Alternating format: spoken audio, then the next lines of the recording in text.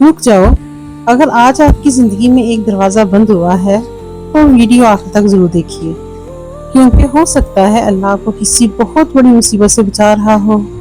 کبھی غور کیا ہے، بعض راستے اس لیے بند نہیں ہوتے کہ اللہ آپ کو روک رہا ہے، بلکہ اس لیے بند ہوتے ہیں کہ آپ غلط سمت میں جا رہے ہوتے ہو۔ اور جب اللہ کسی بندے سے محبت کرتا ہے تو اسے ہر وہ چیز نہیں دیتا جو وہ مانگتا ہے، بلکہ وہ دیتا ہے جو اس کے حق میں بہتر ہو۔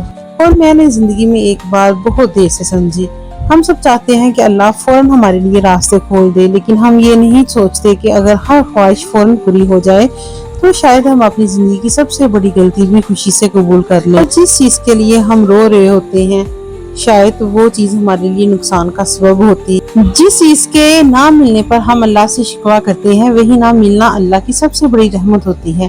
سوچئے حضرت یوسف علیہ السلام کو اگر کنویں میں نہ ڈالا جاتا، اگر وہ قید میں نہ جاتے تو کیا وہ مصر کے خزانے کے امین بنتے؟ راستہ سیدھا نہیں تھا، مگر منزل اللہ نے بہت بڑی رکھی تھی۔ اس لیے زندگی کا ہر موڑ سمجھ میں آنا ضروری نہیں، اللہ پر بھروسہ ہونا ضروری ہے۔ اللہ تعالیٰ فرماتے ہیں، ممکن ہے تم کسی چیز کو ناپسند کرو حالانکہ وہی تمہارے لیے بہتر ہو۔ کتنی عجیب بات ہے، ہم اپنے آج کو دیکھ کر فیصلہ کرتے ہیں اور اللہ ہمارے آنے والے کل کو دیکھ کر فیصلہ فرماتا ہے۔ اس لیے اگر آج کوئی دروازہ بند ہو گیا ہے تو ہر بند دروازے پر رونا ضروری نہیں، کبھی کبھی بند دروازہ بھی اللہ کی رحمت ہوتی ہے۔ وہ آپ کو ایسی جگہ لے جانا چاہتا ہے جہاں آپ نے کبھی جانے کا سوچا بھی نہ ہو۔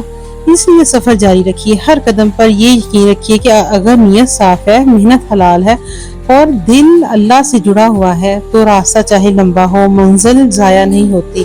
یاد رکھیے، سورج رات سے لڑ کر نہیں نکلتا، بس اپنے وقت پر نکلتا ہے۔ اسی طرح اللہ کی رحمت بھی اپنے بہترین وقت پر آتی ہے۔ آپ کا کام صرف چلتے رہنا ہے، رکنا نہیں۔ اگر آپ کو یقین ہے کہ اللہ آپ کے لیے بہترین فیصلہ کرتا ہے تو کمنٹ میں ضرور لکھیے، میرا رب میرے لیے کافی ہے۔ جزاک اللہ خیر۔